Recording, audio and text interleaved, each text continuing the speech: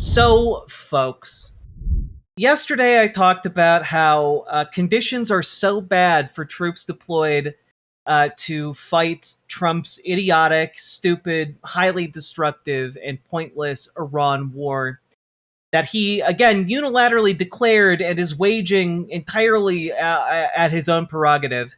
The conditions on the aircraft carriers and other ships in the fleet deployed out there. Whoopsie. Jazz Dog, thank you for that $5 dono. The conditions have deteriorated so much that we talked a little bit yesterday about how sailors were jumping overboard in an effort to just escape from the brutal conditions aboard these vessels. They've been deployed now for over 250 days, often denied time to talk to their families, etc. There was some good news for those folks just yesterday. Let's take a look at that. Growing concerns about deteriorating living conditions aboard the aircraft carrier critical in carrying out strikes against Iran. A U.S. official telling NBC News the USS Abraham Lincoln is now set to sail home after a lengthy deployment. The switch comes amid alarming complaints from service members and their families, including these limited meal portions. And now a U.S. official says one sailor went overboard and was quickly rescued. The ship has not made a port call in 244 days, a record. It's been difficult. It's longer than she's experienced. Typical deployments have been 6 to 8 months. Melanie Stowe says her daughter has been aboard the Lincoln since last October. They had hangar bays that would not close, so they were taken on water into the lower hangars. I know that they've had some issues with some of the plumbing. Two U.S. officials tell NBC News Joint Chiefs Chairman Dan Kane has warned President Trump and Defense Secretary Hegseth about lengthy deployments and declining morale. Today, Hegseth was asked about conditions aboard the Lincoln. Completely misrepresented. Listen, we make sure that every ship, every crew, every captain has everything we can provide them at every single moment. Some deployments are longer than others, and I have more respect and gratitude for those sailors than anybody. The Lincoln will now head home to San Diego and will be replaced in the Middle East by the USS George Washington, a process that typically takes several weeks. Now, one would think, hey, if they have everything they need, why are we seeing photographs of their food rations being cut drastically? Like, the amount of food they're eating, to me, what that says is the logistical supply lines that have generally made America's fighting capacity possible have been completely eroded under this particular administration. I don't exactly know how that has come to pass. Former Navy here. I have family friends who had served on the Lincoln.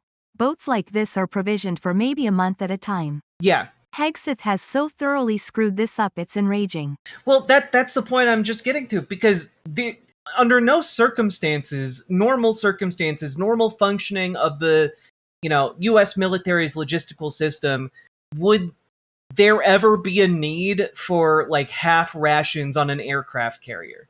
Like, this is some, like, genuinely backwards bullshit. And I think it can only be made possible by extraordinary ineptitude and callous disregard, right?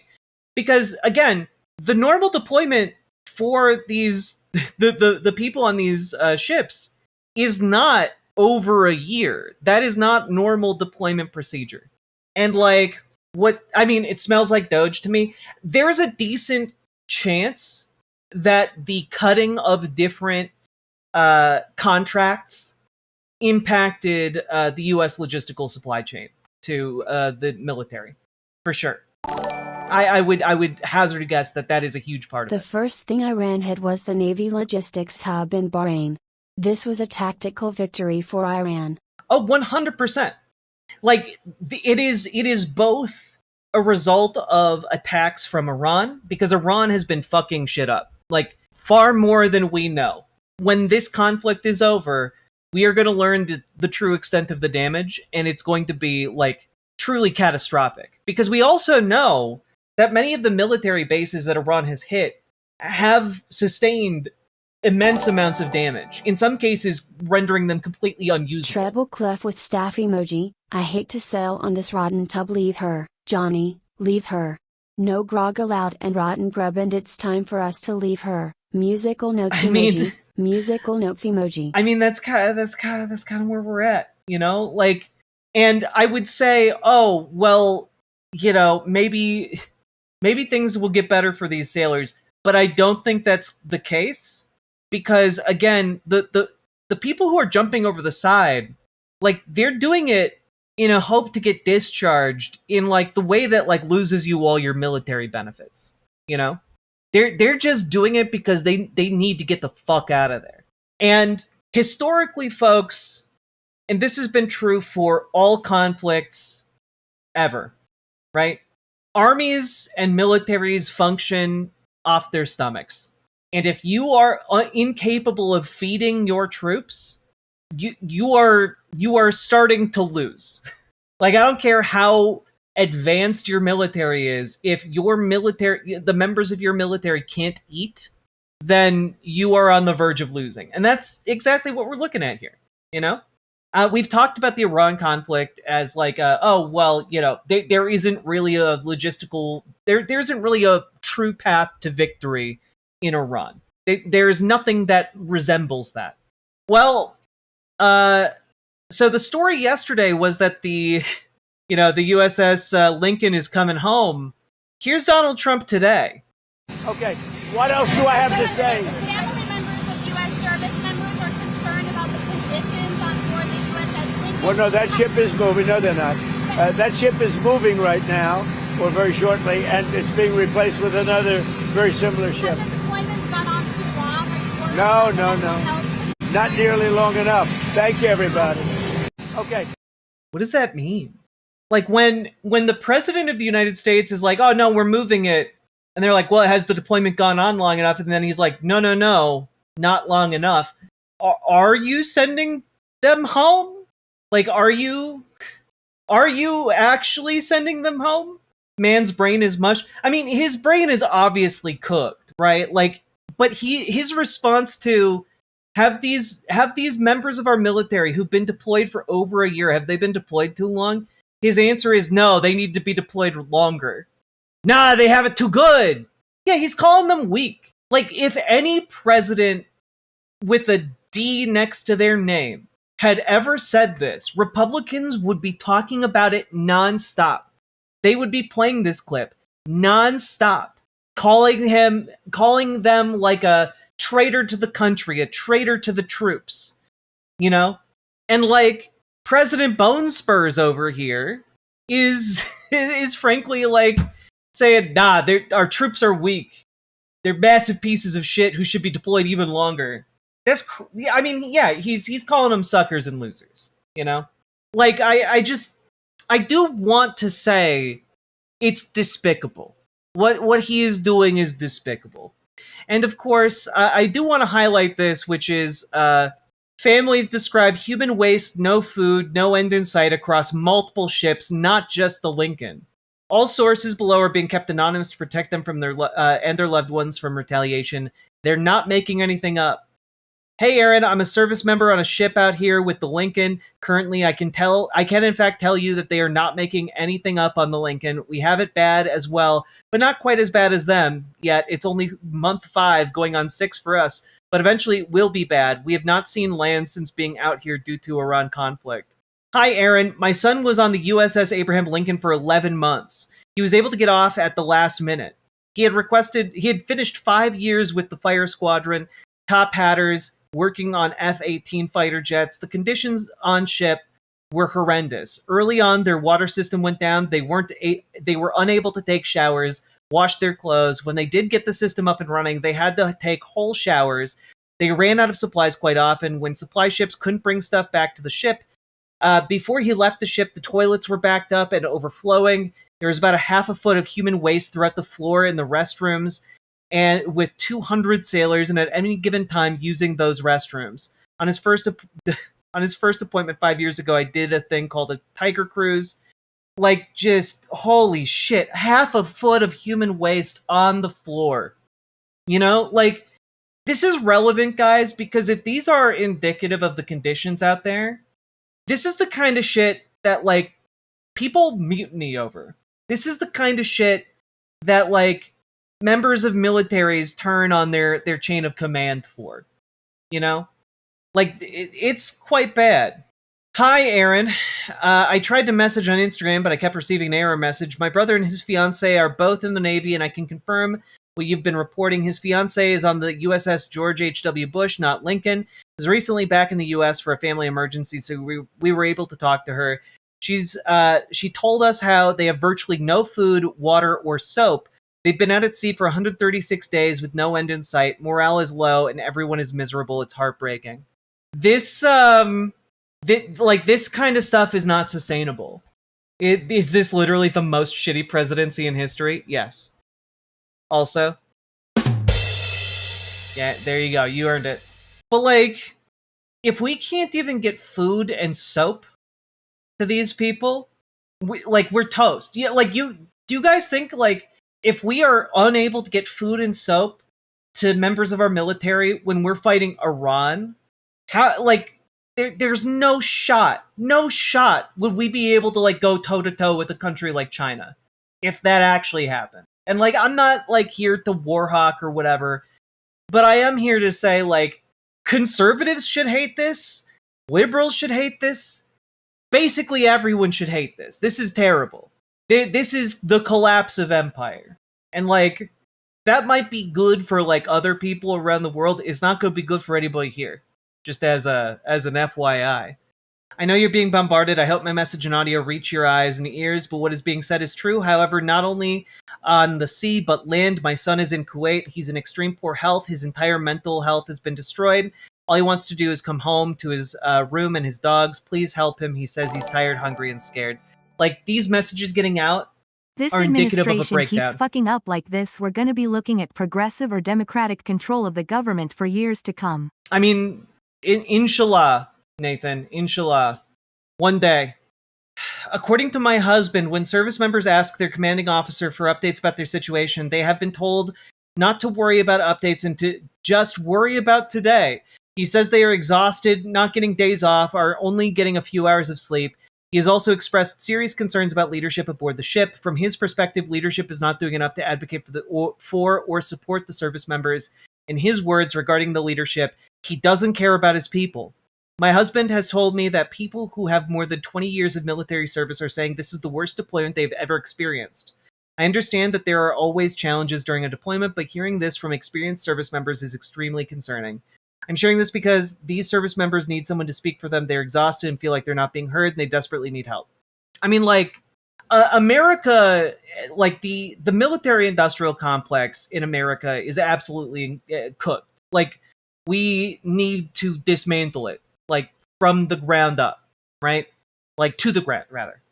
But also, this is not sustainable. Morale this low is not sustainable. Conditions this bad are not sustainable for these people to live in.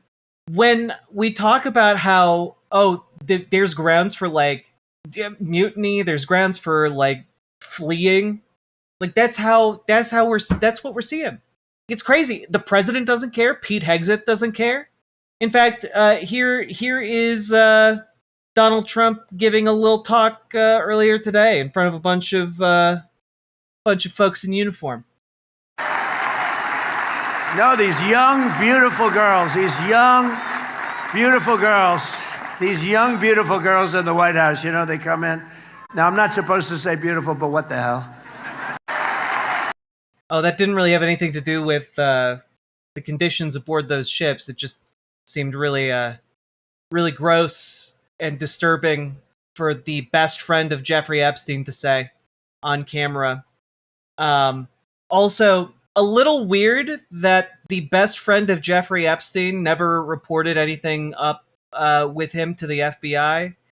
And you know who did, though? Hugh Hefner.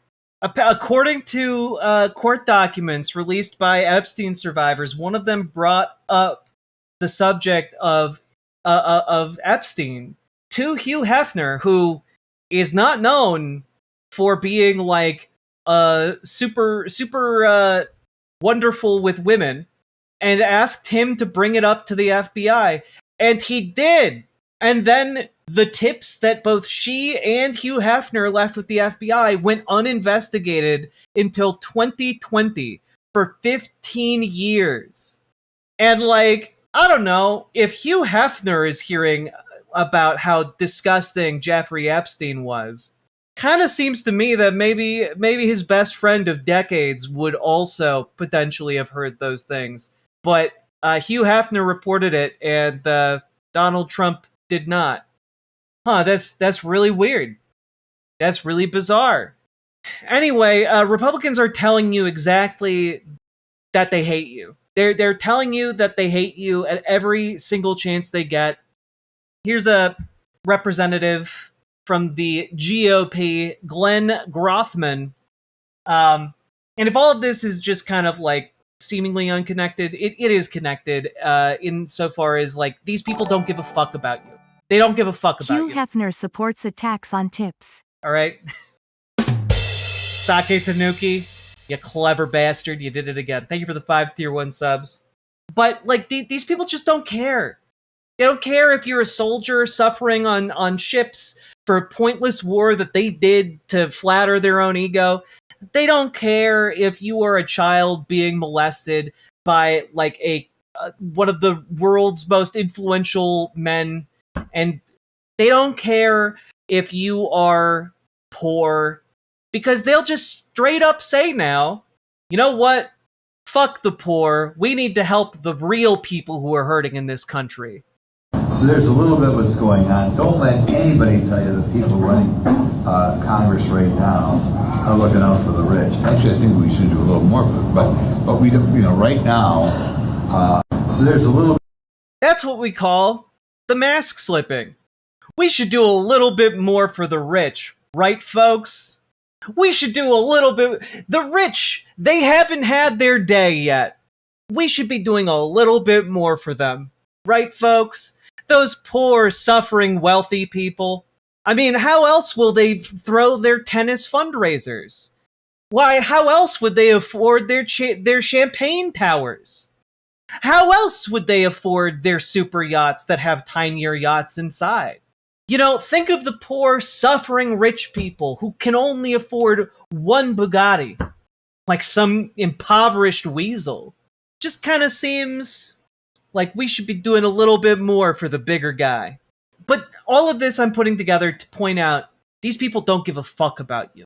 They will use you until the second you are no longer useful to them, and they will discard you to sit in a metal box on the ocean filled with piss and shit while you slowly starve to death.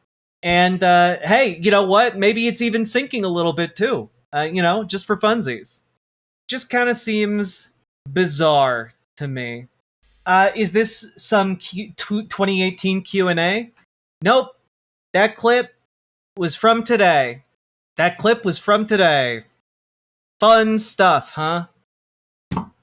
Anyway, it really is we're living through an era of politics that is quite literally let 'em eat shit. It's not even a let 'em eat cake, it's let 'em eat shit.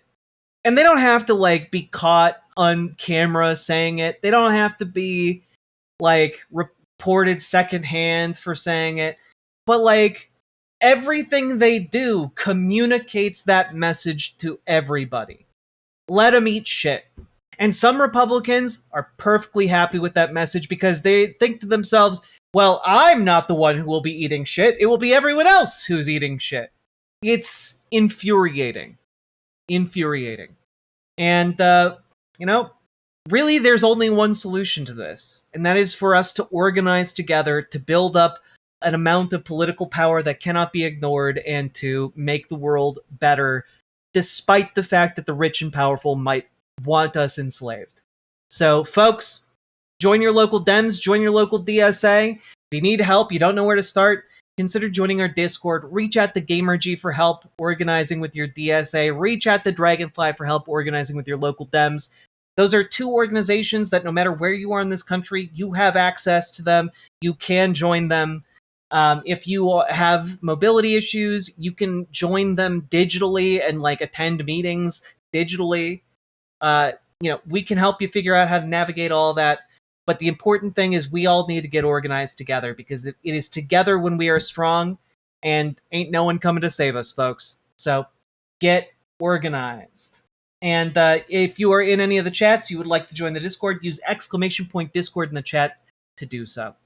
You'll get a link. All that being said, got anything out of this, hit that like button, hit that subscribe button, and do consider dropping those subs, donos, membership, super chats, because you guys make this show possible. Couldn't do it without you fine folks. And also leave comments. Comments really help in the algorithm. And check out ImogeneOlivia.com, gender euphoric lingerie designed from the ground up for trans femmes, tested with cis men, cis women, non-binary folks, trans men. It is comfortable, sexy, non-tucking lingerie. And we just got a full restock, 2 new sizes, a new color. Go check it out, ImogeneOlivia.com. Link down in the doobly-doo. Let's keep on going. Riverboat Jack is going to town. All the viewers gather round. Twitch and YouTube is where she streams. All that content is bursting the seams. Politics, gaming, plenty more. Her sense of fashion you'll adore. So grab your stuff and hop aboard. We're going straight to Jack's Discord.